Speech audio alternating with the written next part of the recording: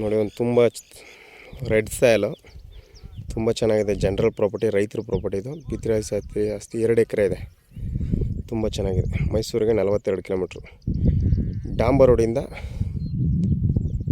3 kilometre NH ಪುನಃ ಒಳಗಡೆ ಡಾಂಬರ್ ರೋಡಿಂದ ಜಸ್ಟ್ ಒಂದು 10 ಮೀಟ್ರು. ತುಂಬ ಚೆನ್ನಾಗಿದೆ. ಜನರಲ್ ಪ್ರಾಪರ್ಟಿ, ರೆಡ್ ಸಾಯಲು, ಒಳ್ಳೆ ವಾಟರ್ ಸೋರ್ಸಸ್ ಚೆನ್ನಾಗಿದೆ. ಇದು ರೈತರ ಪ್ರಾಪರ್ಟಿ, ತುಂಬ ಚೆನ್ನಾಗಿದೆ.